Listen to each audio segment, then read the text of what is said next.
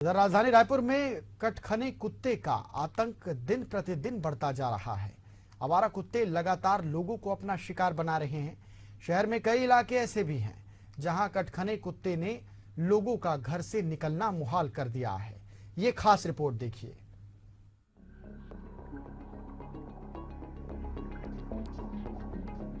राजधानी रायपुर में कटखने कुत्तों का आतंक कम होने का नाम नहीं ले रहा है। हर दिन कहीं न कहीं कोई न कोई कटखने कुत्तों का शिकार हो रहा है। आवारा कुत्तों के आतंक से लोग इस कदर भयभीत हैं कि अपने घर से बाहर निकलने में भी घबराने लगे हैं। शहर के बाहरी मोहल्लों के अलावा भीतरी वार्डों में भी इन दिनों कुत्तों का आतंक व्याप्त है, जो कभी भी किसी को भी दौड़कर अपना शिकार बना लेते हैं। रायपुर शहर में बीते दिनों डॉग बाइट का एक दिल दहला देने वाला मामला सामने आया। दलदल सिवनी के आर्मी चौक के पास एक 6 वर्ष के मासूम बासु कश्यप को 3 आवारा कुत्तों ने नोच डाला और बच्चे के सिर की चमड़ी का बड़ा हिस्सा खा गए। बच्चे का इलाज निजी अस्पताल में चल रहा है। बच्चे लोग यहाँ पे खेल रहे थे भैया। उस दिन 13-14 तारीख की बात है और अचानक कुत्ते का झुंड आया और बच्चे लोग को दौड़ाया। तो एक बच्चा गिर गया तो बच्चे को बहुत ज्यादा काट दिए हैं। सर में पूरा स्टिच लगा है और बहुत सारी जगह कटे हैं। तो यहाँ पे बहुत सारे बच्चे लोग हैं जो खेलते रहते हैं और कुत्तों का दहशत यहाँ पे बहुत ज्यादा हो गया। तो हम लोग ये चाहते हैं कि कॉलोनी से थोड़ा सा सभी कुत्तों को उठवाया जाए। बच्चे पूरे बहुत ज्यादा भैया 80% काट चुके हैं कुत्ता उसको, 50 से 80% तक। इस घटना में प्रशासनिक असंवेदनशीलता भी सामने आई है। 5 दिन बाद भी पीड़ित परिवार से मिलने के लिए कोई जिम्मेदार अफसर नहीं पहुंचा। बच्चे के सिर में बड़े जख्म के साथ शरीर में दांत के 100 से ज्यादा निशान मौजूद हैं। हालांकि निगम ने इसके लिए शिकायत नंबर भी जारी किया है। निगम के जोन कार्यालयों में निदान 1100 शिकायत पोर्टल पर कुत्तों के आतंक की शिकायतें पहुंच रही हैं। केवल अंबेडकर अस्पताल के आंकड़ों के अनुसार प्रतिदिन 15 से अधिक मरीज वहां कुत्तों के काटने के कारण पहुंच रहे हैं। निगम का दावा है कि हर दिन वह 15 से 20 कुत्तों को पकड़कर उनका बधियाकरण किया जा रहा है। लेकिन यहाँ गौर करने वाली बात है कि इन कुत्तों को फिर से उसी मोहल्ले में छोड़ा जा रहा है, जिससे ये और भी खतरनाक साबित हो रही हैं। जी, हम जो कुत्ते डेली पकड़ रहे हैं, उनका बधियाकरण कर रहे हैं, उसकी संख्या 15 से 20 के बीच में रहती है प्रतिदिन।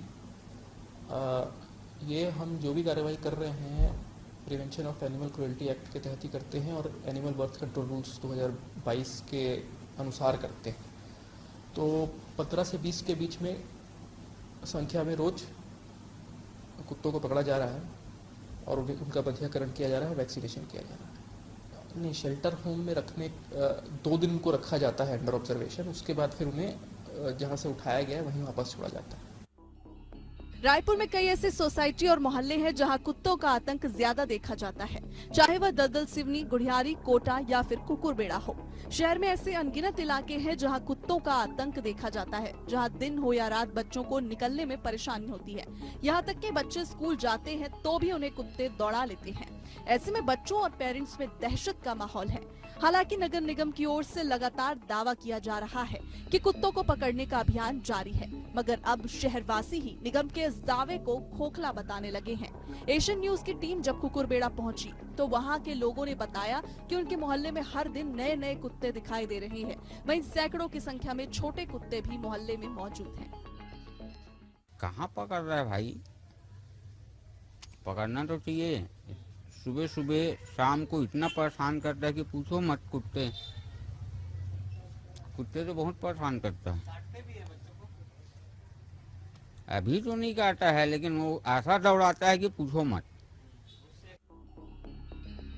अगर हम बात साल 2025 की करें तो शहरवासियों के लिए कुत्तों के काटने की घटनाओं की दृष्टि से ठीक नहीं जा रहा है। दरअसल नए वर्ष से कुत्तों के काटने और शिकायत दोनों मामलों में इजाफा हुआ है। जनवरी 2025 में डॉग बाइट के मामलों पर नजर डालें तो प्रतिदिन 15 से अधिक लोग कुत्ते का शिकार हो रहे थे। वहीं प्रतिदिन 7 से 8 लोग कुत्तों से परेशान होकर नगर निगम में शिकायत कर रहे हैं। पिछले वर्ष 2024 में जहां शिकायतों का आंकड़ा 4 से 5 रहा था, वहीं इस वर्ष यह दोगुना हो गया। साथ ही बीते दिनों आर्मी चौक में हुई घटना के बाद खूंखार कुत्तों के आतंक और निगम के धरपकड़ के काम पर सवाल खड़े होते हैं। रायपुर सीएमएचओ मिथिलेश चौधरी ने बताया कि हमारी तैयारी है, ऐसे मामले अगर आते हैं तो हम उसका तुरंत इलाज कर रहे हैं।